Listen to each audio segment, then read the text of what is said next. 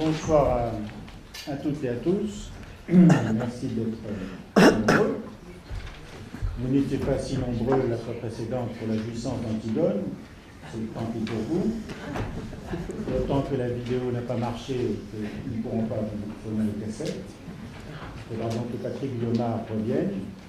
Merci bien sûr d'être là aujourd'hui pour cette présentation autour de Courbet, du professeur Ipsipati, qui va être présenté par Silke Schauder, qui va le discuter. Je vais moi vous présenter rapidement Silke Schauder pour ceux qui ne la connaîtraient pas. C'est une des muses, c'est une des marraines de Babel, de Babylone, depuis de très longues années, avec d'autres muses. Elle est intervenue à de multiples reprises, toujours dans la discussion, et Yves va connaître les affres d'une discussion avec Silke Schauder, en tout cas je le souhaite. Elle est intervenue aussi comme intervenante, oratrice, et vous vous souvenez, pour ceux qui y étaient, où on vous l'a raconté, ces interventions remarquées sur Michel-Ange, le père Lévaré freudien tiré de Michel-Ange a été une source d'inspiration pour Silke, mais surtout, elle a une passion folle, une passion de vérité, pour Camille Claudel, bien sûr, qu'elle a présenté ici, pour laquelle elle a organisé un colloque à Ceriside qui reste dans les mémoires pour tout un tas de raisons, y compris pour une commémoration religieuse procédée par la famille Claudel pour Camille Claudel, donc ça il fallait le faire, elle l'a réussi. Elle s'est intéressée aussi à beaucoup d'autres littérateur, peintre, artiste, Rainer Maria Rilke, pour lequel elle a aussi organisé un colloque de Cerisy. Bref, elle va venir discuter Ipsipati, qui nous fait l'amitié, le plaisir de venir intervenir sur cause. Je veux juste aussi vous rappeler que vous pouvez avoir, bien sûr, le programme du séminaire à l'entrée, que les prochaines interventions sont aussi à noter, puisque notre ami le professeur Alejandro Rojas Orrego de Lausanne, qui nous vient de Colombie mais qui a été muté à Lausanne, viendra nous dire 2-3 choses importantes autour de ce qu'il connaît particulièrement bien, la littérature sud-américaine, et singulièrement Julio Cortázar, avec ce livre magnifique qui s'appelle Marel, que vous pouvez lire en français, en espagnol, à l'envers, à l'endroit, puisqu'il y a beaucoup de possibilités d'entrer dans ce merveilleux livre que je vous recommande si vous n'avez pas lu. Et il tournera autour de la question de l'amour narcissique, en jargon psychanalytique, ou l'amour en soi, l'amour quand il déçoit, est-ce qu'il est pour soi ou pour l'autre, Alejandro, le lundi 2 avril. Et puis ensuite, nous inviterons le professeur Sylvain Missonnier, qui interviendra sur un personnage légendaire, une littérature policière d'importance, Sherlock Holmes, la fiction détective entre cocaïne et prophétie rétrospective. Vous voyez évidemment les liens, le seul cocaïne entre Sherlock Holmes et Sigmund Freud. Il y a un livre célèbre qui raconte la rencontre fictionnelle de Sherlock Holmes et de Sigmund Freud, qui s'appelle La solution à 7%, que je vous recommande de lire avant l'intervention de Sylvain Missonnier. Voilà les deux prochaines interventions que je vous recommande donc.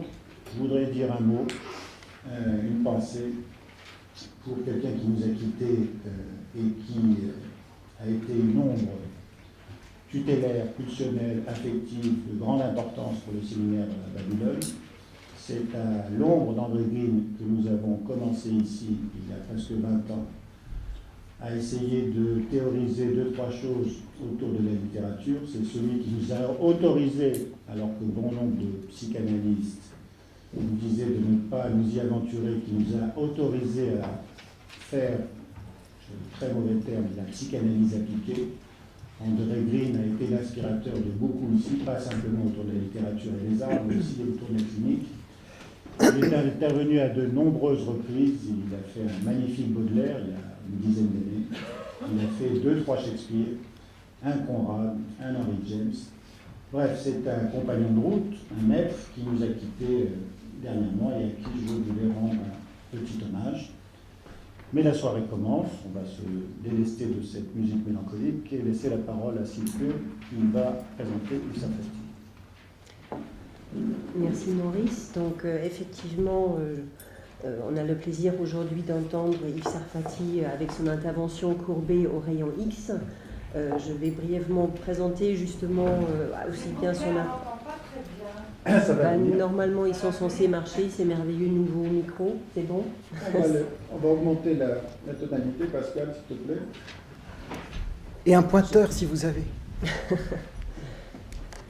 Donc, par rapport non. à... C'est bon, on entend mieux? Attends, il faut que Pascal remonte. Je vais leur refaire la petite note. Non, je pensais que ça allait.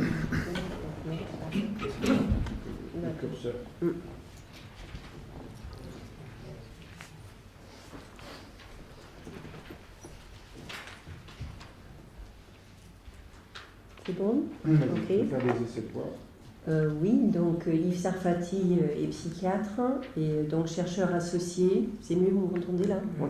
Et chercheur associé donc au CMPRS, donc un laboratoire de recherche et d'études de l'Université de Paris 7. Il exerce en tant que psychanalyste et en même temps, il remplit pleinement notre profil pour nous faire passer une soirée passionnante puisqu'il est pris littéralement par l'œuvre de Courbet qu'il étudie depuis de nombreuses années et auquel il a consacré donc un colloque interdisciplinaire, colloque transfert de Courbet qui a eu lieu donc à Besançon l'année dernière du 8 au 9 septembre 2011 et dont vous allez pouvoir lire les actes très prochainement, donc soit en juin, soit en septembre. Ils paraîtront donc aux éditions du Réel à Dijon. Il a également consacré donc une pièce de théâtre à Courbet, Courbet synégétique au musée de la Chasse, donc qui a été présentée dans le même cadre que le colloque et qui montre en même temps toute l'inspiration qu'il a pu puiser donc au contact de ces toiles et en même temps aussi toute une translation, si j'ose dire, artistique entre la résonance, la vibration que peut créer la toile de Courbet, aussi bien par son scandale que par son écart, par l'ouverture d'une toute nouvelle peinture à laquelle il nous convie. Donc je suis heureuse effectivement de discuter avec Yves Sarfati tout à l'heure. Nous allons d'abord l'entendre nous présenter différentes portes d'entrée dans le mystère de la création de Courbet avant d'en débattre. La parole est à vous. Merci Silke, merci Maurice. Merci à vous tous présents. J'ai beaucoup réfléchi sur la forme à donner à cette intervention et on va commencer par un petit prologue puisque je suis aussi un homme de théâtre. Un petit prologue pour vous dire que j'ai prévu 2 actes. Le 3e sera tenu dans le rôle titre par Silke Schauder.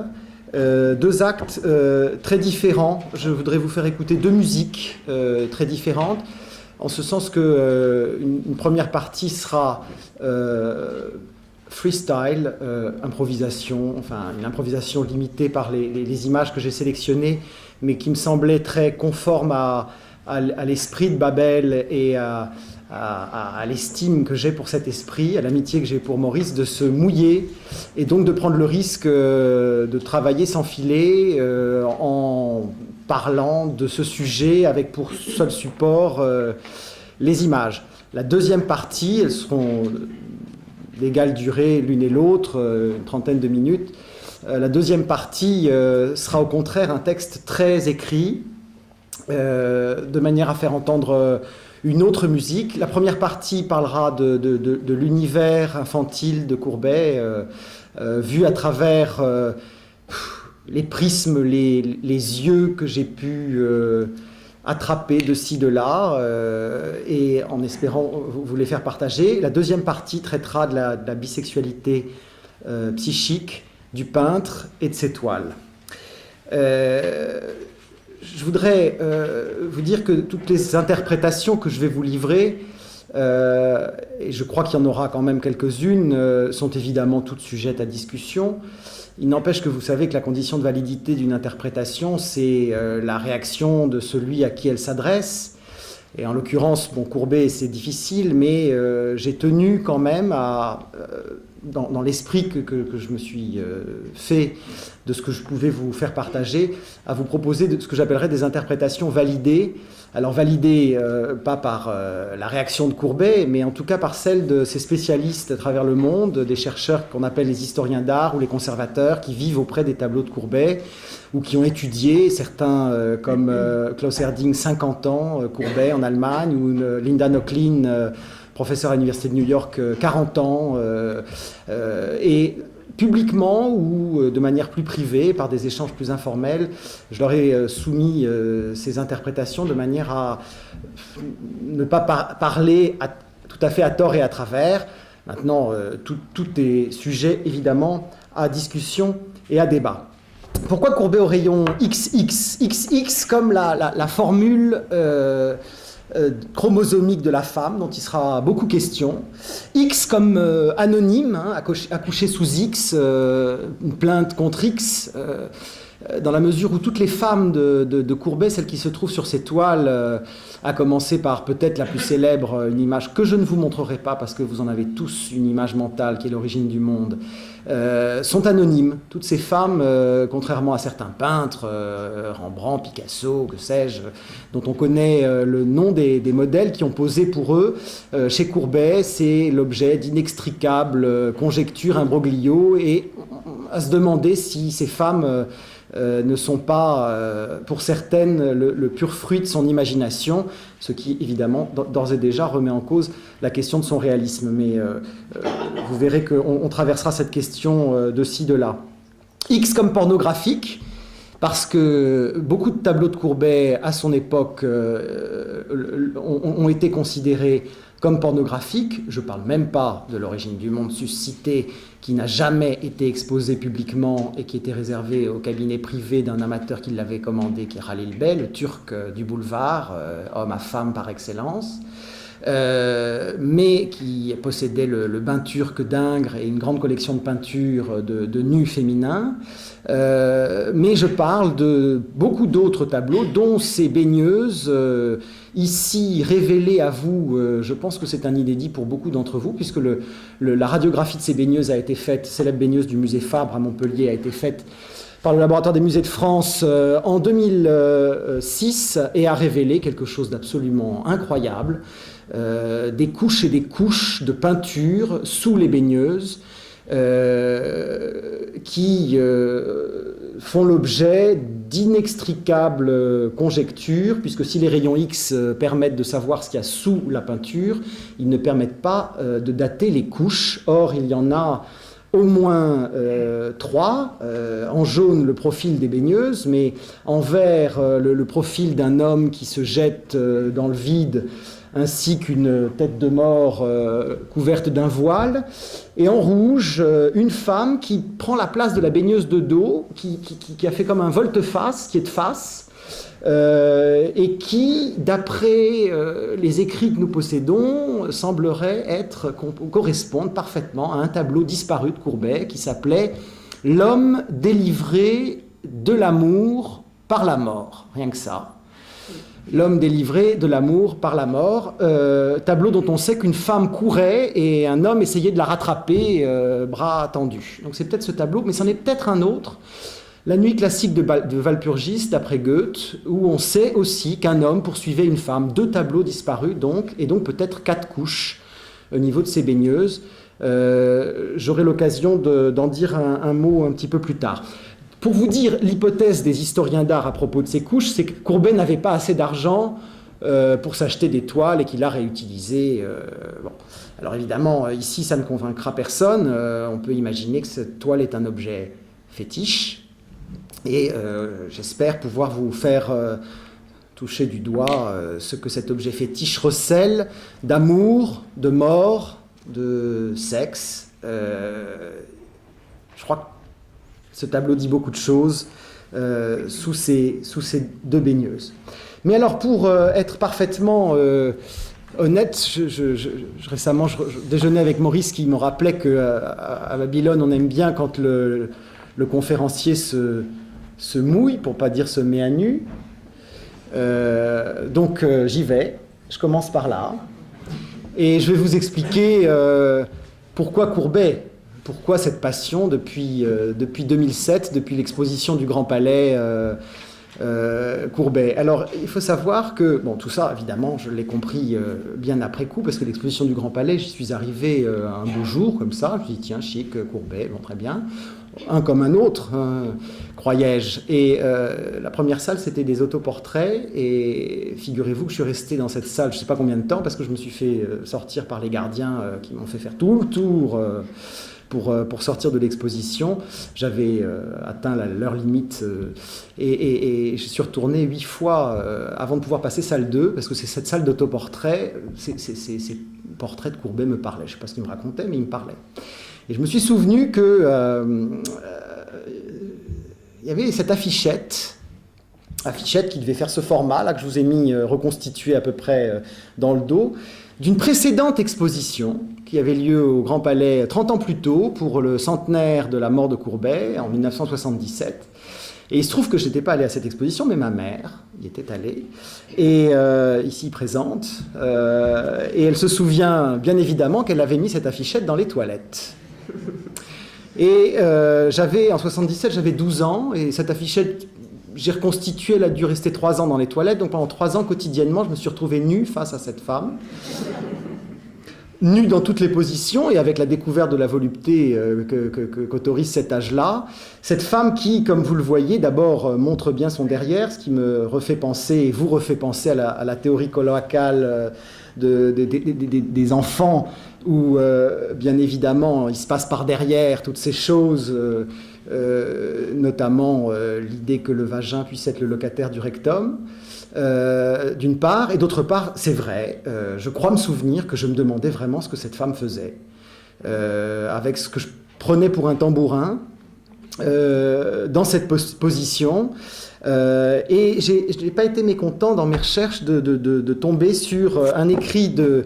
Bon, c'est probablement le plus freudien des historiens de l'art, Michael Fried, le réalisme de Courbet, qui, dans un livre qui datait de 90, explique que la chute du blé criblé, puisque ce sont des cribleuses de blé, sur la toile étendue sur le sol devant la cribleuse agenouillée, a déjà été comparée à une pluie de pigments, et par conséquent à la fabrication réelle de la peinture. Je voudrais maintenant suggérer que la chute de grains et de pigments, le pigment représentant le grain, qui lui-même représente le pigment, peut s'interpréter également comme une averse de sang menstruel qui jaillit d'entre les cuisses de la cribleuse, exprimant ainsi un fantasme plus extrême de productivité picturale, un fantasme où la peinture est imaginée telle une activité entièrement naturelle, sans intermédiaire au-delà du corps proprement dit du peintre.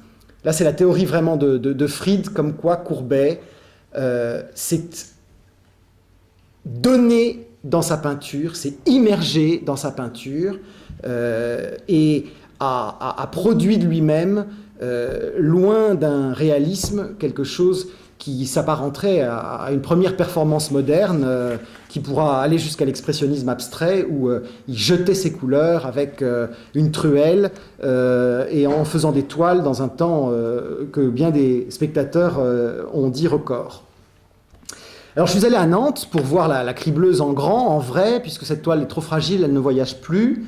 Et ce qui m'a frappé devant ce tableau, d'abord, c'est la quantité... ce qui m'a frappé devant la toile à Nantes, dans cette salle où elle a un gros cadre doré comme ça, c'est la quantité d'assiettes, d'écuelles, de bols, de marmites, de ces objets ovales qui vraiment devant la toile, je voulais signifier là, mais donne vraiment l'impression d'un mouvement qui constitue comme un œuf, comme ça, au centre de la toile. Et puis il y a un deuxième qui apparaît quand on reste longtemps devant la toile.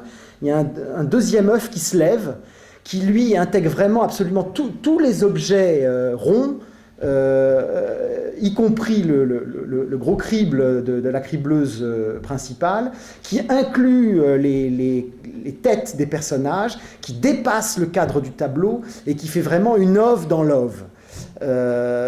Alors, le sang menstruel, des femmes d'âge nubile, ces mouvements de ventre ou d'œuf, il y a aussi quelque chose de très particulier dans cette toile, c'est ce four. Alors, c'est pas un four, ça a été découvert très tardivement, on a toujours dit que c'était un four, mais c'était pas un four, c'est un tarare. Et le tarare, c'est un appareil mécanique dans cette proto-industrie de la Franche-Comté du 19e qui sert à cribler le blé. Donc tout le monde crible dans cette affaire. La fille plutôt à l'anguille, la fille énergique, et le petit garçon que les historiens d'art ont pris pour le fils caché de Courbet. Alors il faut dire qu'il a eu un fils, ça a été monté en épingle, il s'en est fort peu occupé. Ça quand le fils est parti avec la mère, avec qui il a cohabité, qui était un modèle, avec qui il a cohabité quelque temps, ça l'a fort peu ému. Moi, je fais l'hypothèse que c'est plutôt le petit Courbet lui-même, et j'en veux pour preuve qu'on reconnaît déjà là le petit garçon qui est tellement attiré par ce que Fried a appelé les antres absorbants. Le noir du four, le noir de la femme, le noir des grottes. Il en a peint tellement. Le noir de la toile aussi. Vous savez que Courbet préparait sa toile en peignant en noir. C'est ce qui fait d'ailleurs certaines toiles, comme l'enterrement ornant de son si noir, c'est que le bitume, il utilisait du bitume, le bitume sourd, hein, et vient polluer les couleurs. Mais il disait je peins comme Dieu est clair. C'est-à-dire qu'il partait du noir et puis il rajoutait des couleurs de la plus sombre à la plus claire. Et il terminait par les dernières petites taches de lumière, comme ici en haut, là, cette petite tache de soleil, c'était ce qu'il mettait en dernier. Donc il partait du noir, et on voit que si on était dans une idée lacanienne, qu'une trop-plein de jouissance de l'œil appelle au maintien du manque ailleurs, et que dans ce noir, il y a une zone là où il pourrait basculer, il y a un bord sur lequel il se maintient, et qui va revenir de manière très obsessionnelle dans son œuvre. Cette toile, elle s'appelait initialement les enfants du cultivateur du Doubs. Le père était un cultivateur, et on a considéré que la grande cribleuse était une des sœurs de Courbet, et une autre sœur. J'y reviendrai un peu plus loin. Alors ce tableau, il est très intéressant parce qu'il est fait 10 ans plus tard. Il est perdu dans le bombardement de Dresde, mais on en a cette photo. Et pour Courbet, je crois que c'est vraiment, il le dit d'ailleurs à un endroit, c'est un pendant. C'est un pendant, c'est une contrepartie. Les femmes d'Ornans font pendant aux femmes de Paris, les travailleuses aux paresseuses, les chastes aux homosexuels, les vertueuses aux vicieuses, les saintes aux damnées, d'ailleurs. Courbet avait appelé ce tableau dans l'exposition de Bruxelles, quand il l'a exposé en 62, les femmes damnées, probablement inspirées du poème de Baudelaire qu'il connaissait. Il dit que c'est le pendant, et alors ce qui est tout à fait intéressant, c'est qu'il y a une lettre à celui qu'il admire vraiment comme une figure idéalisée, paternelle, peut-être grand-paternelle, parce qu'il n'idéalisait pas tellement ce père, ce grand-père que Proudhon... dont Proudhon vient prendre la place à un moment très court dans la vie de Courbet, peu avant que Proudhon ne meure d'ailleurs. Il lui écrit cette chose très étrange. Il lui écrit, il vient de faire Les femmes damnées, et il lui parle de ça. Alors Proudhon, on a glosé sur l'homosexualité refoulée de Proudhon, quelqu'un qui a quand même beaucoup... Et puis alors Courbet, on commence à rentrer dans le vif du sujet. Il y a eu quelque chose de très chaud qui s'est passé entre Proudhon et Courbet. Et alors il dit, il est à Ornans, Proudhon est à Paris, et il dit à Proudhon, allez chez mon gaillériste et allez voir ce tableau, je vous en supplie, Les femmes damnées. Et il lui dit, mon cher ami, dans ce moment... je suis sur le point de faire la contrepartie de ce tableau, de celui-là. Et alors, il parle d'un tableau qu'il n'a jamais peint, mais je vous le remets parce que pour moi, il a en tête celui-là. Et il parle de cette contrepartie pour moi parce qu'il y a se rapprocher homosexuel comme ça, ces femmes nues, enfin c'est trop chaud. Et la contrepartie, et il lui fait une belle description d'un tableau qu'il ne peindra jamais. C'est une forte femme plébéienne, occupée à pétrir. Ses enfants sont autour de la maie, M-E-T, ou maie, M-A-I-E. Ce sont des mots comtois, hein, mais enfin il y a le mot mère qui... Donc autour de la maie. Son dernier-né est dans sa chaise à bâton, se barbouillant dans une assiette de gaude en fer blanc. Sur la table, des nonnettes, des tonnoirs et de la farine. Les enfants attendent les gâteaux. La femme, superbe, blonde, fraîche et puissante, a les cheveux dépeignés, mais pas comme les lionnes à la mode. Hein, on voit bien les lionnes parisiennes. Dépeignée par son travail. Elle soulève avec effort une énorme quantité de pâte qui retombe fortement en soufflant. La marmite d'eau chaude est sur le fourneau, en fonte. Voilà pour le premier plan. L'endroit est parsemé de chiens, de chats, de pelles, de fourgons, en un mot, de tout l'attirail nécessaire. Au fond du tableau est la gueule du four, avec les tisons en feu et la fumée rouge qui sort. Cette charmante femme entend à tout, car les hommes sont au champ. Alors, voilà, une cellule familiale féminine, des enfants, les hommes absents. Alors, c'est vrai qu'ils sont au champ. Et avant de quitter les cribbleuses, je voudrais juste que vous reteniez quelque chose qui...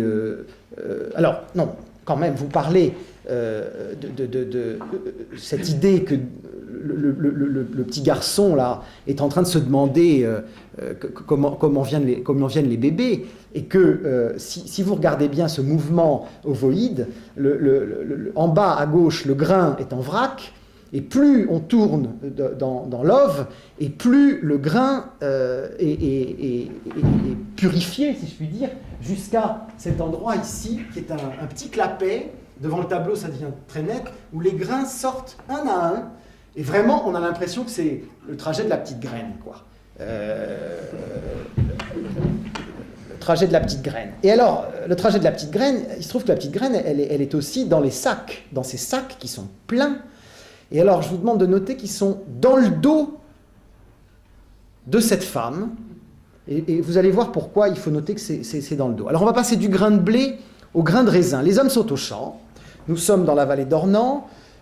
Sur le coteau sud, il y a des vignes.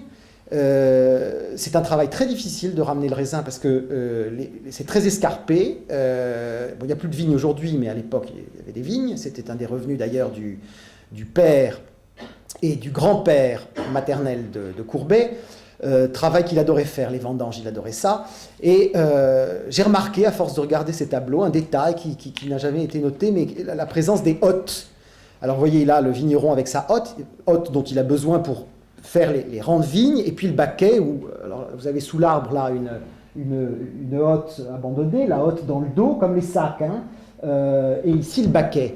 Et alors quand on se met à regarder, à chercher les hottes chez Courbet, on trouve à la fin de sa vie, un de ses derniers tableaux, à l'époque où il est en exil en Suisse, cette vigneronne de Montreux, avec sa hotte, dont on ne sait pas ce qu'elle contient. Et on trouve à l'autre extrémité de sa vie son premier tableau, grand format, seul format tableau religieux de la vie de Courbet, à l'époque où il a 23 ans, qui se trouve dans l'église de Saules, un petit village. Ça s'appelle Saint-Nicolas ressuscitant les petits-enfants. Et vous voyez dans quoi il ressuscite les petits-enfants?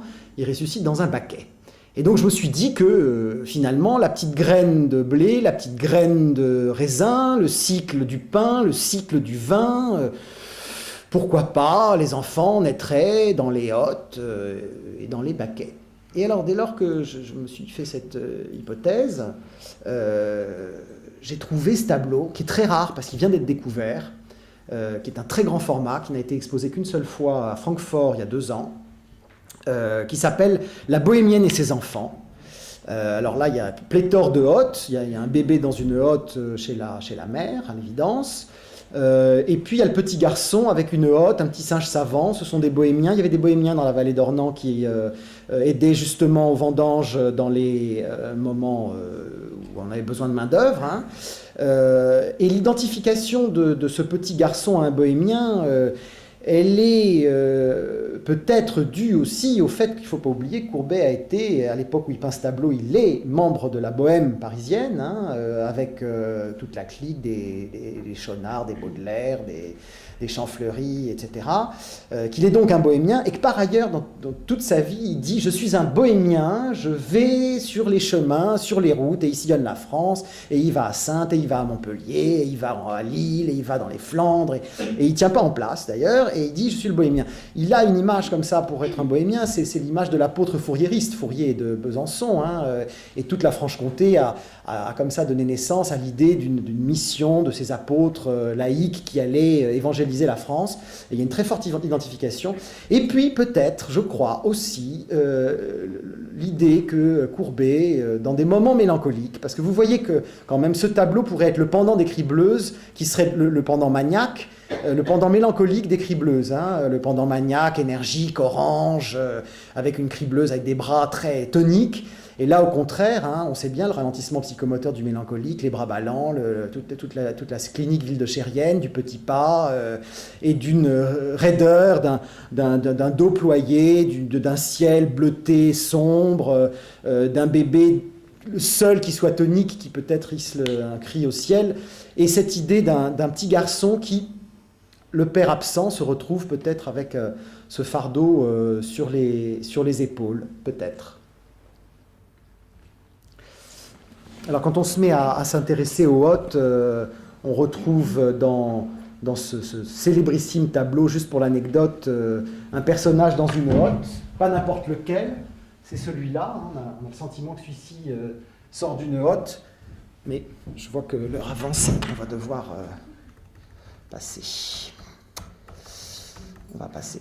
Alors, il y a un univers très féminin dans la vie de Courbet, donc ses trois sœurs, il est l'aîné. À vrai dire, il n'est pas tout à fait l'aîné. Au colloque, Sylvie Nesloff a fait un travail absolument fabuleux à l'état civil. Elle est allée rechercher tout l'état civil de la famille Courbet.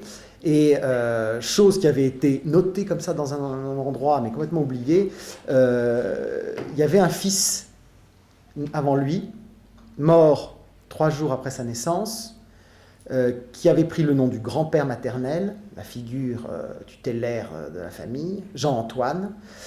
Et Sylvie Nesloff a fait un calcul, elle a supposé que Courbet était né à terme, compte tenu de sa constitution, on peut le prédire, et que s'il est né à terme, alors il a été conçu, ce petit Courbet, la nuit du premier anniversaire de la mort de son frère. Donc un enfant de substitution. Et puis viennent une série de filles, de dos, la main ouverte, celle à laquelle il s'identifie à mon avis le plus, qui est Zélie, à gauche avec le chapeau la plus coquette Zoé, et de face la plus petite Juliette, devant la grand-mère Salvant. Mais il y a aussi une quatrième sœur, elle aussi morte, ce qui fait de Courbet un enfant qui est entouré de 2 morts, mais elle est morte à 13 ans, il en avait 15. Alors, il y a un tableau tout à fait énigmatique, et où les historiens d'art ont commencé à se poser la question de savoir si ça n'était pas le souvenir des funérailles de la sœur morte, et de fait, Courbet a appelé ce tableau « La toilette de la morte ». Vous voyez qu'on prépare, on lui met même, elle est morte, mais on lui met même un miroir pour la maquiller, enfin faire les préparatifs funéraires, avec un ensemble de préparatifs, dont le repas de funérailles. Donc souvenir probablement très fort, très puissant de cette sœur morte. Il en a 15, elle en a 13. Alors là, le lien peut paraître évident. Il y a un lien moins évident, mais quand même. Trouville, 65, Courbet est en vacances, il peint beaucoup, et il peint notamment cette toile, et je voudrais vous lire quelques réflexions d'historiens d'art sur cette jeune femme. Le Maine, la fille aux mouettes. Par le cadrage à mi-corps du personnage déporté sur la droite, pour laisser place à la nature morte, Courbet donne l'impression d'une vision passagère et fragmentaire qui traverse le champ pictural. La jeune fille marche sur la plage et sera bientôt passée. Bajou. Les cadavres des mouettes rendent sa beauté et sa jeunesse vulnérables. Toussaint. Dans La fille aux mouettes, une perche divise curieusement la composition en réservant au visage de l'enfant qui la tient une place à la fois essentielle et secondaire. Descartes. Dans La fille aux mouettes, l'importance accordée à la nature morte, détaillée avec tellement plus de volupté que le visage, introduit une dialectique sensorielle et sensuelle s'accompagnant du contraste entre la vie et la mort que symbolisent les deux protagonistes. Le Maine encore, Courbet transforme ici la jeune fille en un ange mélancolique aux oiseaux morts.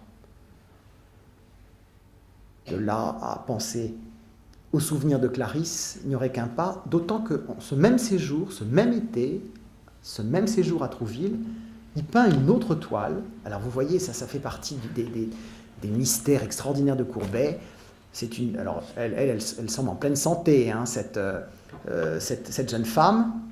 Vous vous demandez peut-être ce qu'elle fait. Elle fait du podoscaphe. Vous voyez qu'une perche divise curieusement la composition. Vous voyez qu'il y a aussi de l'autre côté de la perche des mouettes. Une petite là-haut dans le ciel et une...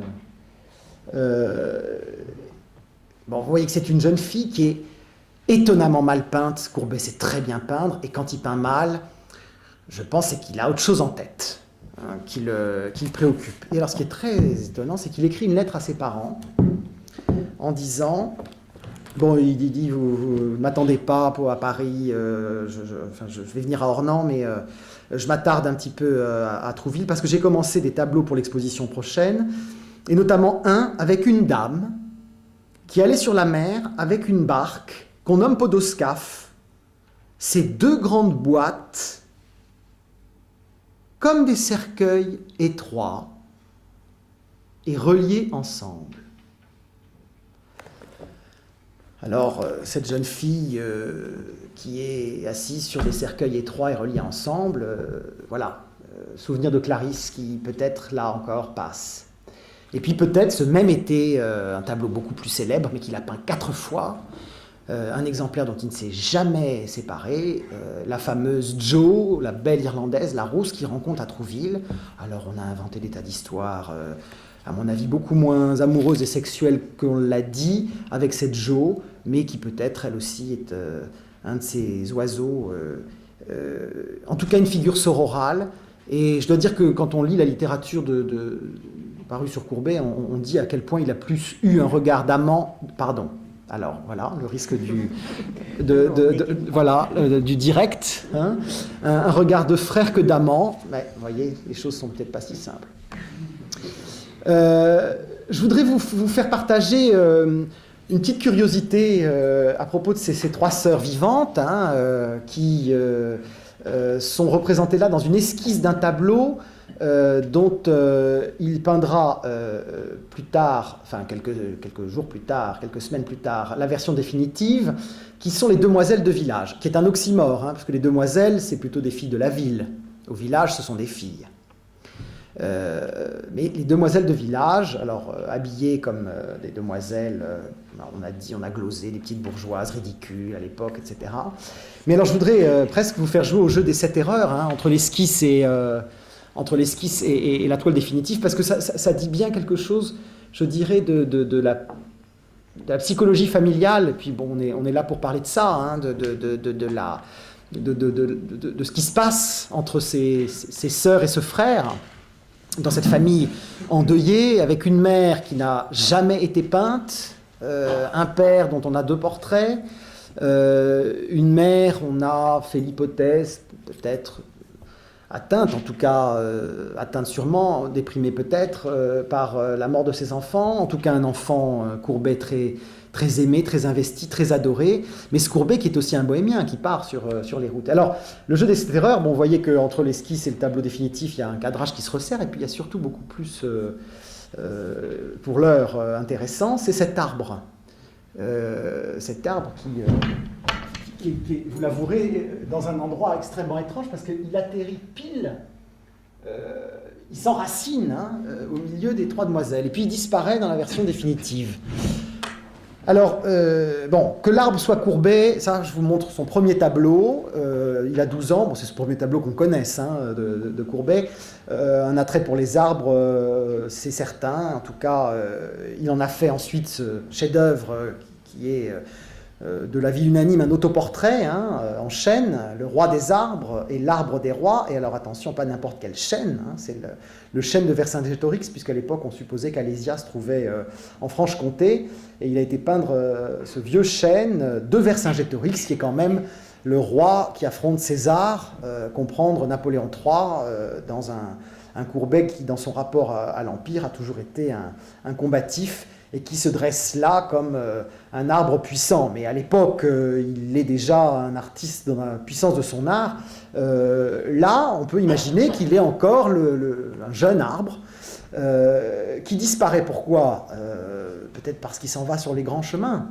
Et ce qui me laisse le croire, c'est qu'il y a eu une radiographie faite du tableau de droite, du tableau définitif. Et alors, vous voyez que... on ne voit pas très bien, mais originellement, l'ombrelle de, ici, Juliette, Zoé, Zélie, l'ombrelle touchait d'abord la coiffe de Zélie, ce qui fait que vraiment l'ombrelle venait emplir le vide laissé par l'arbre, et que les trois sœurs se touchaient de la coiffe au pied. Et puis, il déplace l'ombrelle, et il la déplace, ce qui laisse un vide. Et alors ça, c'est pas moi, mais c'est Sylvie Nesloff, encore, qui supposait que c'était une famille probablement très, très soudée, où on ne laissait pas beaucoup de place pour s'émanciper. D'ailleurs, la seule des sœurs qui se soit mariée, c'est Zoé, la coquette en jaune ici. Ça s'est très mal fini dans la famille, avec des bagarres homériques. Et tout le monde est resté célibataire, Courbet et les deux autres sœurs, à une famille qui est restée très, très soudée et très unie. Alors, ça nous amène au vallon d'Ornans, parce que Courbet l'a bien dit, qui veut comprendre ma peinture doit connaître mon pays.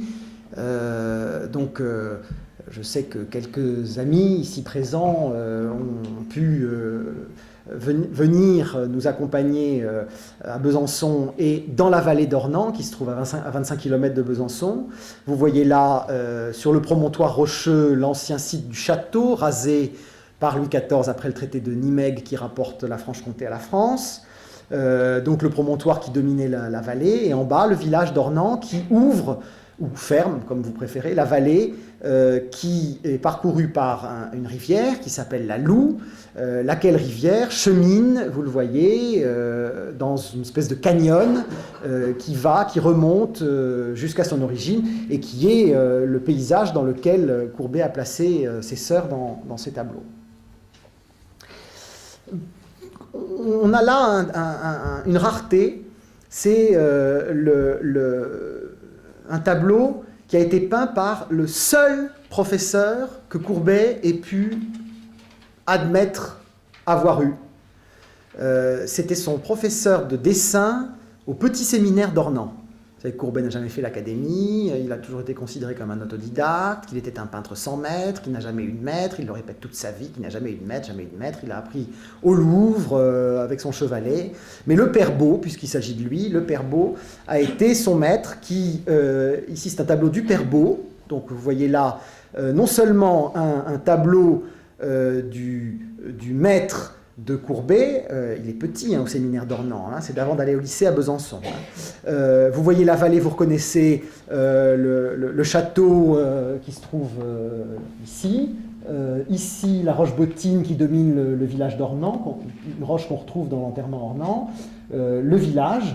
Et alors, ici, vous avez une deuxième rareté, c'est que on dit, on a toute raison de le croire, puisque les dates coïncident, qu'il s'agit d'une part du Père Beau, se peignant avec ses élèves, donc il y a probablement Courbet au milieu de l'un d'eux, puisque c'était sa méthode, il emmenait ses élèves peindre sur le motif dans la vallée de Franche-Comté, et par conséquent, on peut imaginer qu'il en est resté quelque chose, puisque Courbet n'a cessé de revenir à sa vallée, et d'ailleurs dans des moments où il était particulièrement excité, survolté, oserais-je dire maniaque, de sa vie à Paris, qui était assez trépidante, il venait tous les ans, pratiquement, il revenait à Ornans et il peignait des paysages qui avaient le don de l'apaiser. Voilà la vallée d'Ornans, et ce tableau et cette photo contemporaine me donnent l'occasion quand même de vous parler du circuit de l'eau, parce que c'est très important pour comprendre Courbet, le circuit de l'eau dans la vallée, parce que comment elle naît cette Loue, comment elle naît. Elle naît du fait que, imaginons qu'il y ait un orage, là, les nuages crèvent, ils crèvent sur le plateau, qui est une roche karstique. Il faut remercier là Pascal Rélier, qui est un ingénieur hydrogéologue qui m'a fait découvrir le pays de Courbet très à fond. Il connaît tous les souterrains, toutes les grottes, toutes les sources qui se retrouvent, vous voyez, perpendiculairement à la vallée centrale. L'eau pénètre dans la roche, qui est poreuse, puis à un moment, elle rencontre un lit argileux. Donc, elle crée des chemins, des souterrains d'eau, et puis de temps en temps, elle trouve un débouché à une falaise, et ça fait une grosse bouche qui crache de l'eau, dont on pouvait, la géologie moderne n'étant pas née à l'époque, on pouvait imaginer à l'époque de Courbet que cette eau, elle ne venait pas du ciel, elle venait du centre de la Terre. Et je le dis parce que, bien évidemment, cette idée que cette eau qui va donner naissance à la vallée, cette eau, cette source de la Loue, rivière surpuissante qui a réussi à donner vie, qui est la vie de la vallée, qui a donné lieu à l'agriculture, cette eau, on imaginait qu'elle venait du... Rappelez-vous Jules Verne, le voyage au centre de la Terre, on rentre dans un volcan en Islande et on ressort en Italie, en passant par le centre de la Terre, c'est la vision qu'on peut imaginer. Et on pensait que l'eau venait de la fonte des neiges des Alpes, pénétrait jusqu'au centre de la Terre et sous l'effet de la vapeur, de la chaleur du centre de la Terre, ressortait. Donc c'est une eau qui, comme on peut l'imaginer, vient de loin. Alors Courbet il dit, si vous voulez connaître mon pays, mais il dit, ce sous-bois c'est chez nous, cette rivière c'est la Loue, allez-y voir et vous verrez mes tableaux. Alors, je vous montre quand même une carte de la vallée de la Loue, ça me semble important pour comprendre. Voilà la source, voilà le plateau en blanc, et voilà comment, ici d'abord de manière très encaissée, très encavée, ça creuse un canyon qui arrive jusqu'à Ornans. D'accord ? Et donc si on considère que Courbet vit au centre du village, là, sur la petite maison bleue, il faut bien comprendre que tout ça, c'est une topographie infantile. Et là encore, je remercie Pascal Rélier de nous avoir fait comprendre ça au fur et à mesure du cheminement dans la vallée. C'est qu'on ne va pas à la source de la Loue comme ça. C'est vraiment un parcours initiatique. On ne va pas découvrir cette source qui est si loin, qui demande des heures de marche. On n'y va pas comme ça. On commence par enfant, jouer autour de la maison, on commence à monter au château. On monte au château, mais du château, on voit encore la maison maternelle, la maison parentale, donc il y a encore quelque chose de sécurisant. On va au pont de Nahin, ensuite on passe de l'autre côté, du côté de la vallée de la Brême, dans ce fameux ravin du Puy Noir, que Courbet a peint 50 fois. On dit que c'est son laboratoire, on compare le Puy Noir de Courbet à la Sainte-Victoire de Cézanne. C'est un lieu sur lequel il vient, il revient, et c'est un lieu éminemment mystérieux sur lequel on imagine tous les jeux qu'il y a pu y avoir, enfant. Et puis la grotte de Plaisir-Fontaine, le saut de la Brême, le bois de la Brême, et seulement des années plus tard, quand on est adolescent, on va à la source de la Loue. Et ce qui est très étonnant, c'est que quand Courbet peint son univers, chronologiquement, c'est comme les comparatifs qu'on peut faire entre l'ontogénèse et la phylogénèse. On imagine qu'il a été au château à 5 ans, au pont de Nahin à 8, au ravin du Puy Noir à 12, et à la source de la Loue à 15. Eh bien, chronologiquement, quand vous prenez ces paysages, ça suit cet ordre chronologique, et il ne peindra la source de la Loue qu'en 64, 2 ans avant l'origine du monde. C'est-à-dire très tard, il a 45 ans, très tard, il n'aborde pas comme ça cette source de la Loue. Alors je l'ai pris au mot, puisqu'il fallait connaître son pays, j'ai pris mon sac à dos et je suis allé passer des journées et même des nuits. Ici, vous voyez au milieu mon sac de couchage au Puy Noir, avec la lumière du crépuscule dans le Puy Noir et la lumière de l'aube en dessous. Vous voyez un univers où on peut imaginer, et j'ai imaginé d'ailleurs, qu'il pouvait y avoir des fées et des elfes. Il faut savoir que cet univers de la vallée, c'est l'univers maternel.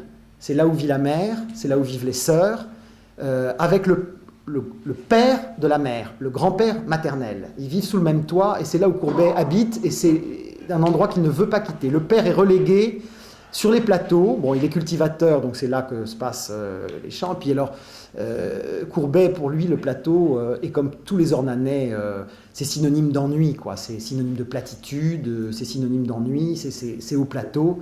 C'est évidemment là que ça pulse, hein, en sachant que cette source de la Loue, elle a en plus, toutes ces sources, elles ont des débits très, très variables, hein. Elles s'assèchent, elles prennent des débits de 1000 mètres cubes au printemps à la fonte des neiges, elles pissent vraiment, ces grandes bouches, elles pissent dans la vallée, que je vais vous présenter maintenant très rapidement. Le pont de Nain, le Puy Noir, la grotte Sarrasine, petite source, la source du Lison. Alors selon les paysages, les lumières, tout ça, c'est évidemment des débits très variables, des ambiances très variables. Là, je remercie, c'était des photos que m'a envoyées hier Pascal Rayet de l'état actuel de la source du Lison. Voilà la même source du Lison dans une aube estivale avec les brumes sur cette cascade très froide. Voilà un tableau de Courbet de la source du Lison. Voilà la Dame Verte, un croquis de dessin. Parce que ces grottes s'appellent les Dames là-bas. Et la Dame Verte, c'était une dame qui était réputée cracher des flammes, des flammes pour garder le trésor de l'ancien château de Nidor. Donc un endroit à la fois effrayant et évidemment sécurisant, hein. Ces grottes où on imagine il allait jouer enfant. Et donc, in fine, selon les angles de vue, cette fameuse source de la Loue, cette source de la Loue peinte sur un plan très resserré, il faut imaginer une énorme falaise de plusieurs centaines de mètres au-dessus, cette source de la Loue, mais je crois que ma préférée, c'est celle qui se trouve à Hambourg. C'est celle-ci parce qu'il a supprimé toute vie humaine. Et je ne sais pas si vous le voyez apparaître, mais sur l'art du peintre, à l'intérieur de cette eau qui vient des profondeurs des entrailles, on voit presque deux lueurs qui feraient presque deux yeux. Et un visage qui est immergé à la hauteur de la racine du nez, qui observe avec cette masse de cheveux tout autour, qui observe, alors probablement un visage un petit peu inquiétant, androgyne. 64. Et alors on peut imaginer que lorsqu'en 65, il tombe sur la photographie d'Auguste Belloc pour le stéréoscope, qui fait partie de sa collection privée, tous les ingrédients étaient là pour qu'en 66, il peigne le tableau que vous savez. Dernière petite image, une signature, la sienne, au fond d'une grotte, 200 mètres sous terre, près du terrain paternel, une grotte où Pascal Rayet nous dit qu'il est impossible qu'il ait pu venir seul parce qu'elle est à une telle hauteur qu'il fallait monter sur les épaules d'un camarade, où il est venu mettre sa signature. Voilà pour cette première partie, un petit peu débordée.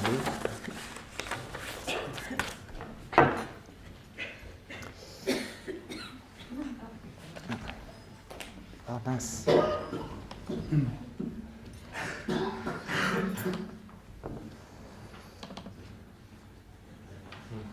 C'est comme au concert, c'est maintenant qu'il faut tousser là.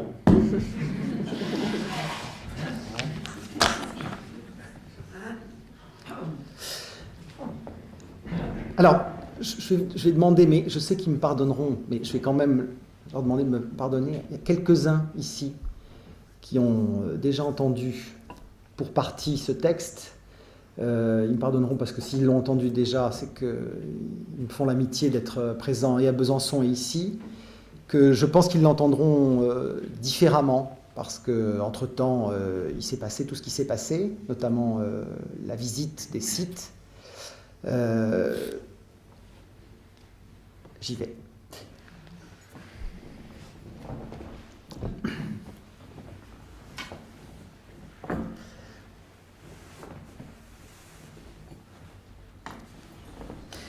Pour analyser les plus célèbres femmes nues de Courbet, point besoin d'un divan, encore qu'elles n'en manquent pas, ni de les allonger, encore qu'une majorité n'y rechigne pas. Connaître leur vrai nom est tout aussi vain, d'ailleurs ces modèles sont anonymes. Pour accéder au processus inconscient qui leur ont donné corps, il suffit de dresser la généalogie de ces femmes, établir chronologiquement leur parenté, suivre la lignée de leur ressemblance. Voilà pour commencer un air de famille qui n'échappera à personne. Un nombre significatif de femmes nues chez Courbet vont par deux. 2 baigneuses, 2 dormeuses, 2 amies, enfin Vénus et Psyché. Par leur insistance à être 2 et à être nues, elles forment un ensemble où méritent de les rejoindre les demoiselles des bords de Seine, puisqu'elles vont encore par 2, et que nous les savons être, en dépit de leur falbala, des femmes déshabillées. Leur tenue est moins estivale que légère, et l'une au moins a ôté sa robe. Si nous doutions de la cohérence de notre ensemble, un dénominateur commun à chaque toile confirme qu'une même filiation les relie. Dans toutes apparaît une brune assortie d'une blonde.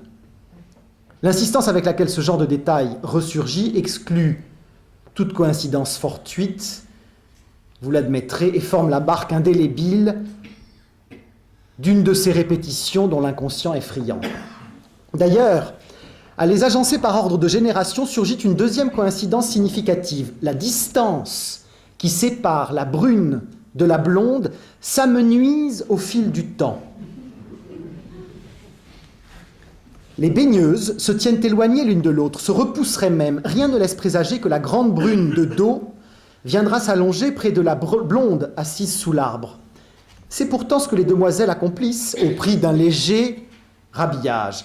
Les deux engagent un premier corps à corps, pudique, sans que leur peau se touche. Vénus et Psyché vont plus loin, en conjuguant sur une couche commune leur proximité à la nudité. Mais un mince interstice demeure entre leurs chairs qui se frôlent sans jamais s'accoler. C'est seulement dans la répétition modifiée de l'œuvre que le visage de la brune Vénus affleure Psyché la blonde. Le confinement de l'espace et des corps dans le bien nommé réveil des sens promettent enfin un contact charnel des 2 amies.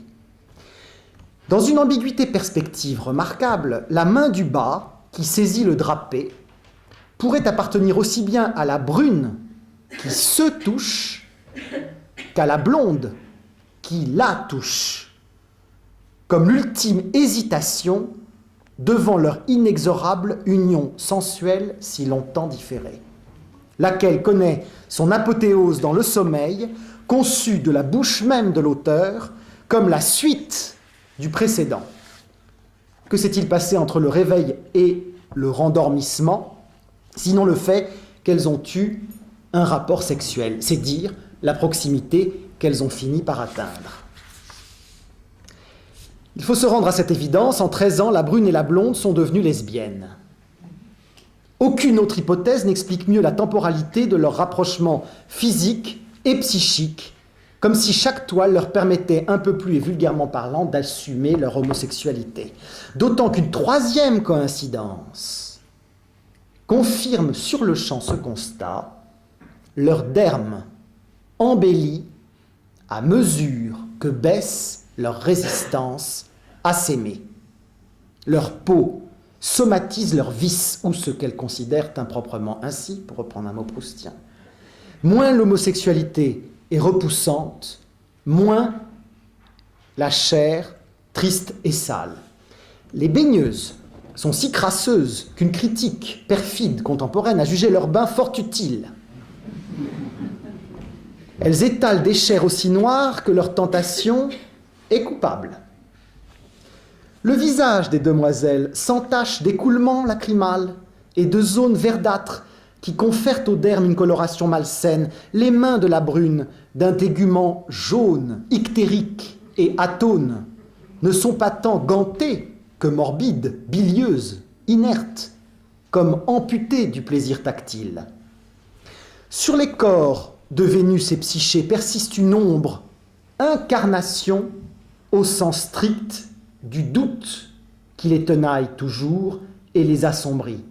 Ombre d'un doute qui s'efface pour finir des dormeuses innocentées vis-à-vis desquelles s'invoque à l'unisson chez l'ensemble des critiques un poème de la chair digne du Corrège. À ce titre, je voudrais dire que les Goncourt, les deux frères Goncourt, seront bien les seuls à trouver leur chair brenneuse.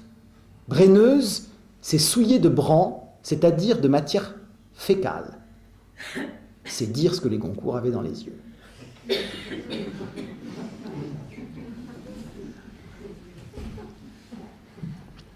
Mais voilà déjà qu'une quatrième coïncidence se dévoile, motif insistant, répétitif, donc signifiant. Dans chaque tableau de notre ensemble, une figure prédomine toujours sur l'autre, et cette figure est toujours la brune, plus imposante, plus au premier plan, plus centrale, plus active, plus grande. La brune est toujours le personnage principal, plus petite, à l'écart, endormie, en retrait, à l'arrière-plan. La blonde, toujours le personnage secondaire. Comment expliquer l'invariance de cette hiérarchie, sinon par un lignage individualisé, lequel octroie à chacune une place spécifique, un destin singulier, brune, blonde, non substituable, dont nous allons maintenant dérouler le fil animique. Voici 4 autres couples.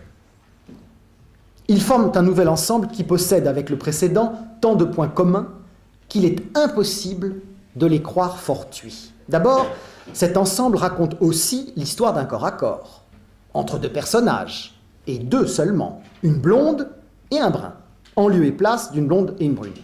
Le brun, toujours personnage principal au premier plan, la blonde, toujours personnage secondaire au deuxième plan. Symétrie d'autant plus troublante qu'il n'existe, je vous assure, aucun autre tableau de couple dans l'œuvre peinte de Courbet. Par conséquent, si le couple homme-femme correspond bien terme à terme au couple femme-femme, si certaines compositions se répondent même en regard 2 à 2, comme les amoureux du gros chêne et les demoiselles allongées, adossées au même arbre. Ici s'arrête leur similitude, car où est passée l'attirance sexuelle des lesbiennes? Leur dégoût, leur passion, leurs larmes, leur jouissance, la tentation de la chair qui les travaillait tant. Rien de moins fougueux que cette union hétérosexuelle des corps. Sans insister sur les remparts vestimentaires et leur raideur affectée, il faut bien reconnaître que la femme n'y est rien moins que distante, éthérée à l'arrière-plan, détournant la tête. La blonde prend les allures d'un être inconsistant, fanto-romantique, une émanation désincarnée, physiquement inerte, psychiquement peut-être absente. À ce titre, le sculpteur mérite bien d'intégrer ce même ensemble. La femme y est ici de marbre, elle résiste au burin du héros pour lui donner corps, pour lui donner vie. Et celui-ci, à proprement parler, impuissant, face à elle, se surprend dans une pose déliée, alanguie, efféminée, à fantasmer ailleurs autre chose. Qui sait? La voilà, la femme morte, source, restant de pierre. Ophélie, couronnée de pampres en fleurs, fiancée de la mort, le titre qu'il a choisi, pour ce tableau dont le ciel finit par s'assombrir, funeste, fiancée de la mort, fiancée bientôt morte. Femme emportée par la mort dans l'homme délivré de l'amour par la mort. Cet homme bras levé qui voit la femme lui échapper, qui la laisse s'échapper, c'est Courbet. Cet artiste impuissant, bras levé, c'est Courbet. Le brun romantique, c'est encore Courbet. La brune, bras levé, c'est Courbet. Toujours Courbet. Courbet travesti, Courbet féminisé, Courbet épanoui, une suite généalogique de Courbet, toujours de plus en plus charnellement identifié lui-même à la femme, bras levés, sauf après l'orgasme. Michael Fried a été le premier à avoir souligné la féminité, la bisexualité et le dédoublement du genre chez Courbet, ajoutant que cette corporéité inédite va de pair avec les exceptionnelles prédispositions empathiques du peintre. Fried découvre aussi que le fondement de la production picturale de Courbet à compter de l'automne 48 fut, je cite, « la disparition de l'artiste in propria persona, plus jamais d'autoportrait, puis le remplacement de son image littérale par une multiplicité de représentations de soi métaphoriques, non littérales. Courbet arbre, Courbet gibier, Courbet bouquet, Courbet bohémien, Courbet femme. À cet égard, la chronologie est formelle. Courbet ne peint aucun couple homme-femme après 48 et aucun couple femme-femme avant 52. Sans contexte possible. Le couple homosexuel succède au couple hétérosexuel et s'y substitue définitivement. Entre 48 et 52, Courbet franchit un fossé psychique qui correspond, je cite, à cette lente révolution dans sa propre cervelle, fin de citation, dont parlera son ami Castagnari, si proche, mais 30 ans plus tard. Il dit qu'à cette époque, Courbet a fait une révolution dans sa propre cervelle. Un intervalle de 4 années, donc, durant lesquelles le romantique, il est encore sous influence de Delacroix, se transforme en réaliste, le brun en brune, l'homme en femme, la romance en passion, l'hétérosexuel, elle, en homosexuel, le.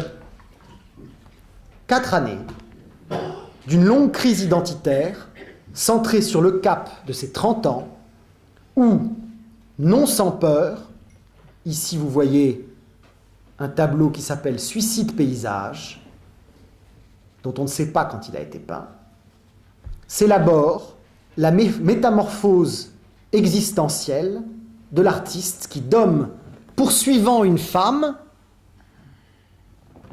devient dans un retournement spectaculaire une femme en repoussant une autre.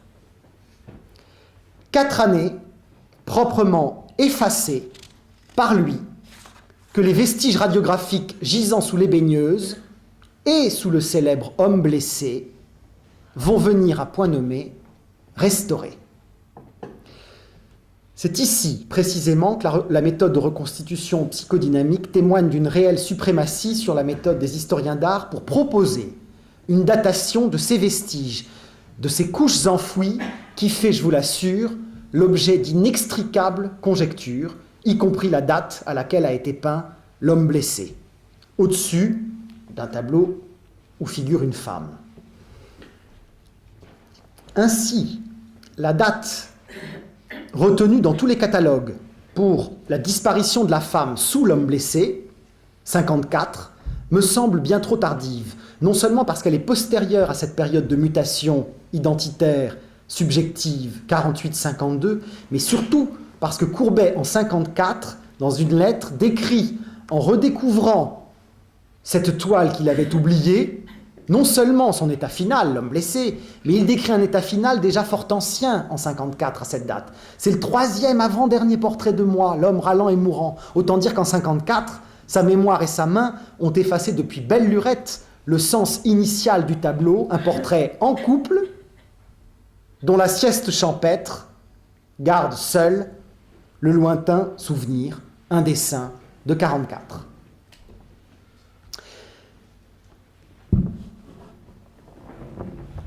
Voici donc la séquence interprétée en termes d'événements psychiques. Il nous faut pour cela remonter à début 1845. Courbet est très excité, je dirais même mieux, il est maniaque. Il vient d'être accepté pour la 2e fois de sa vie au Salon. Événement. Grâce à un envoi de 5 toiles devant le jury du Salon, qui, vous le savez, fait barrage, 5 toiles duquel une seule, le guitarero, a été retenue. Mais il y a plus, c'est qu'il a appris qu'à ce salon, son professeur de dessin, le père Beau, au même jury du même salon, a lui été refusé. Il vient de dépasser son maître et ajoute dans une lettre à son père en post-scriptum, comme pour le laisser de côté, le pauvre père Beau a été refusé. Inutile de le répéter.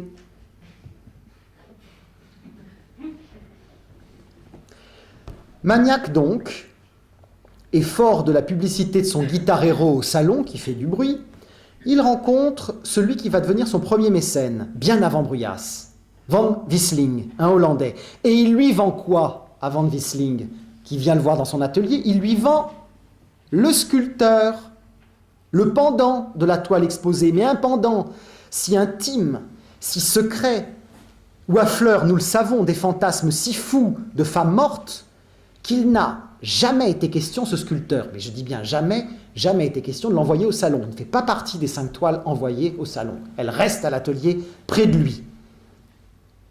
Nous sommes en mai 45, Courbet reçoit 400 francs. C'est sa première vente.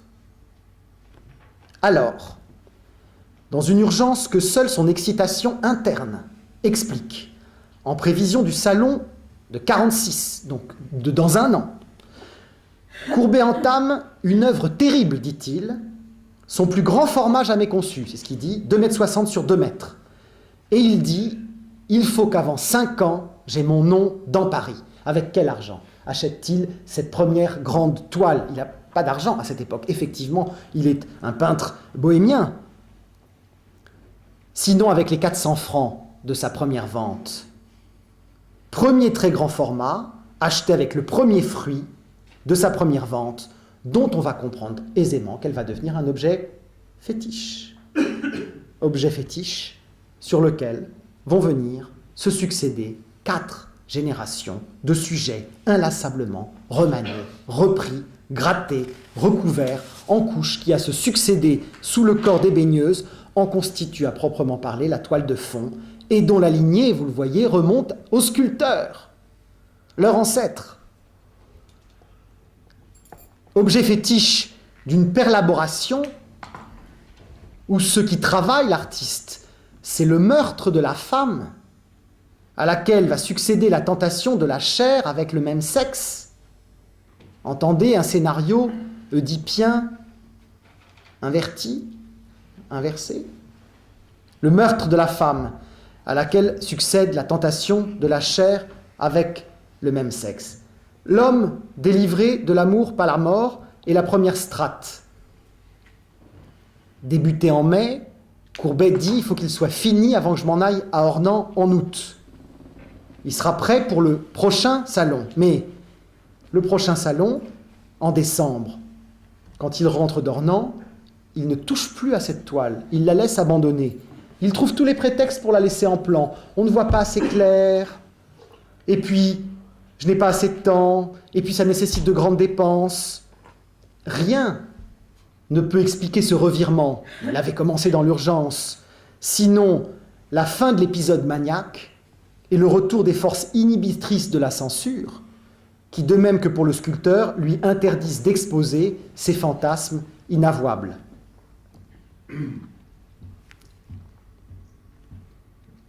Et puis, il reprend, au moment de la Révolution de 1948, ce tableau pour en faire la nuit classique de Walpurgis, à un moment qui n'est pas anodin. C'est que d'une part, c'est la Révolution, et d'autre part, c'est que son fils vient de naître.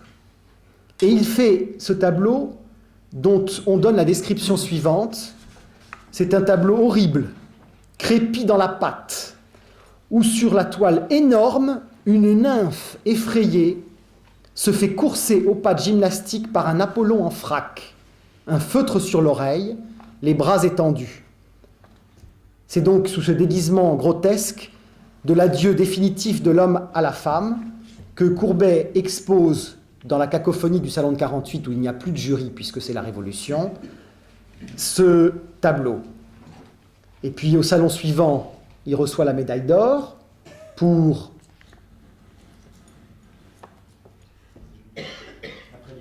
l'après-dîner à Ornans. Merci. Ce qui le dispense à vie de censure du salon. Et là, qu'est-ce qu'il fait? On est à cette époque, donc en juin 1949, il va convoquer les membres du jury qui le couronnent avec cette médaille d'or à venir à son atelier. Et après avoir préparé ce tableau, qui est une étude, vous le voyez, non terminée, qu'il appelle « Suicide paysage », un tableau qui va garder toute sa vie comme une étape clé de son développement psychosexuel, alors il va coucher sur la grande toile, fétiche, ce romantique qui va se jeter dans le vide, comme pour parler de l'abandon de cette vie d'avant la médaille d'or, d'avant le réalisme, ce romantique avec ses défroques qui rappellent à la fois le visage du désespéré de 1945 et les habits du sculpteur de 1944, mais avec un basculement du bras du sculpteur d'avant en arrière, comme s'il y avait là un grand saut dans l'inconnu, dans les abîmes de la bisexualité psychique. Nous sommes en juin 1949, Courbet, c'est son anniversaire, le 19, vient d'avoir 30 ans.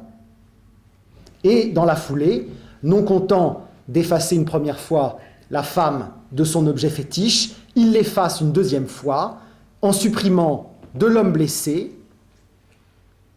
Et il dit à cette époque, je suis définitivement débarrassé des sottises qui ont servi à mon éducation.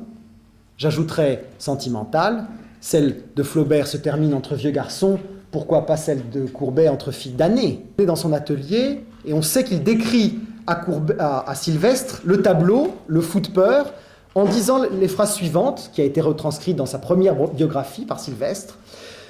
Il faut imaginer Courbet parlant avec le tableau en main.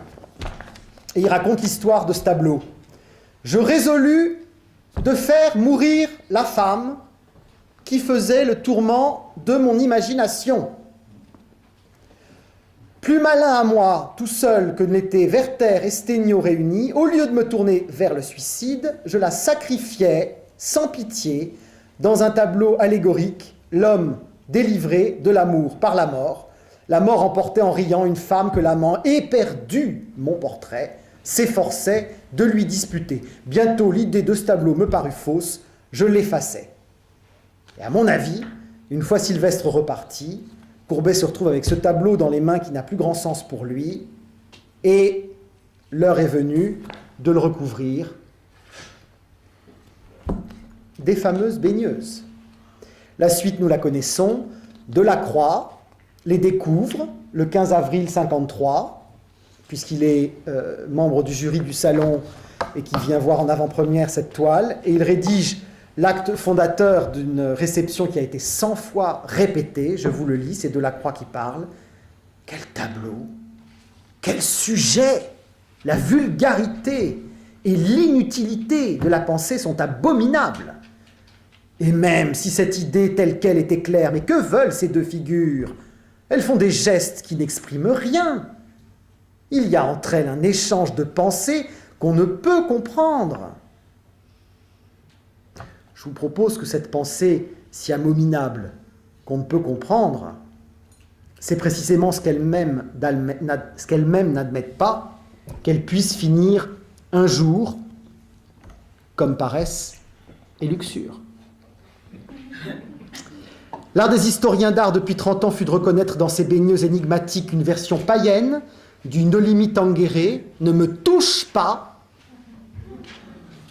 dont Courbet pastiche l'attitude en se souvenant peut-être de la version de Bronzino au Louvre, ne me touche pas, l'analogie plastique recoupe ici la reconstitution animique dans une coïncidence heureuse. Je conclus 5 minutes avec 2 remarques. Premièrement, si le couple romantique blonde-brun représente l'ascendance principale du couple lesbien blonde-brune, il n'en est pas l'unique préfiguration. Déjà, dans une œuvre de 44, à 3 personnages, et pas à 2 cette fois, Lot et ses filles, un tableau assez grand qu'il m'a donné tant d'ouvrages que c'est à perdre la tête, dit Courbet, dont c'est le premier grand format. Courbet illustre déjà son questionnement précoce pour les perversions polymorphes de Sodome et Gomorrhe, dont voici l'épisode biblique. Je vous le lis. La brune dit à la blonde, ça fait 2. La brune dit à la blonde, c'est la Bible que je vous lis, Notre père est vieux, et il n'y a point d'homme dans la contrée pour venir vers nous selon l'usage de tous les pays. Viens, faisons boire du vin à notre père, et couchons avec lui, pour que nous conservions la race de notre père. Elles firent donc boire du vin à leur père cette nuit-là, et la brune alla coucher avec son père. Il ne s'aperçut ni quand elle se coucha, ni quand elle se leva. J'en viens à mon ultime point. Si à l'origine de la chaîne signifiante, Lot et ses filles fait de la brune une fille incestueuse avec son père, si à l'autre extrémité, le sommeil fait de la brune une femme à femme, et si Courbet s'identifie dans les 2 cas à la brune décomplexée, alors son changement de choix d'objet, le père dans le premier cas, la blonde dans le deuxième, pourrait nous surprendre. Mais il n'en est rien et voici pourquoi. En passant de 3 à 2 personnages, l'homme s'efface, mais ne disparaît que pour mieux se cacher. Toute sa vie, Courbet use de stratagèmes inconscients aussi efficaces que le vin pour endormir les interdits de la censure et caresser, frôler le plus absolu des tabous, plus tabou qu'un père et sa fille, plus tabou que 2 femmes entre elles, l'union sensuelle d'un homme avec un homme. L'image la plus interdite du XIXe siècle? Je ne sais pas. Comment en tout cas s'étonner que cette image réprimée, refoulée, censurée, entre toutes, trouve des échappatoires chez ce transgressif né qu'est Courbet, sous des déguisements plus ou moins transformistes. Jamais l'image ne fut si explicite que dans Les Lutteurs, qui sont à Budapest. 2 hommes qui, faute de pouvoir s'aimer en public, luttent, pied à pied, corps à corps, contre la censure morale, contre les tourments d'une chair aussi noire que leur âme est coupable. Luttent comme les baigneuses, leur exacte contemporaine.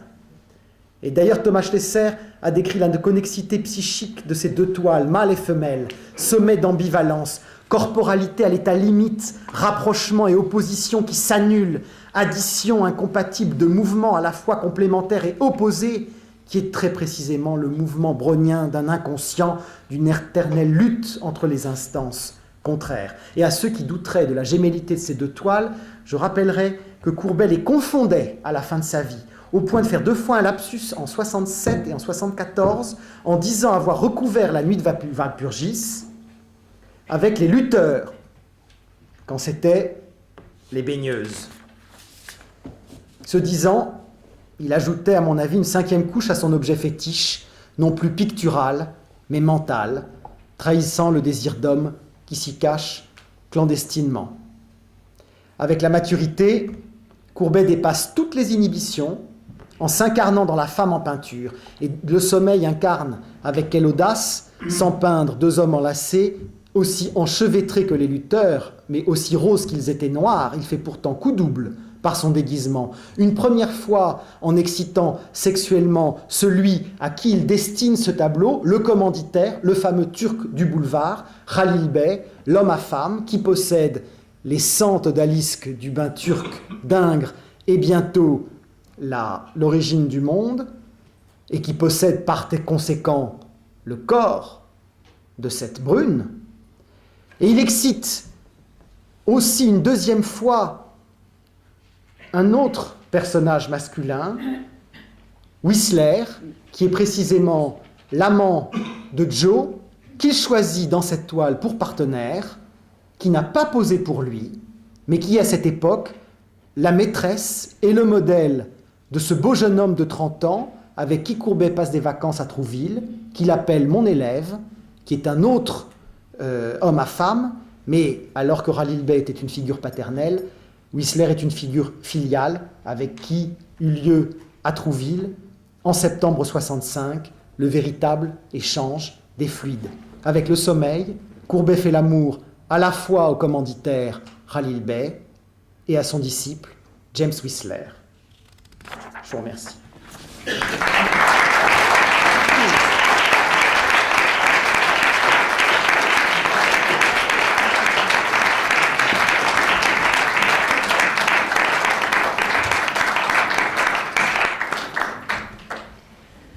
Oui, merci de cette fulgurance, merci d'avoir partagé donc votre passion pour Courbet. Effectivement, c'est la manière la plus saisissante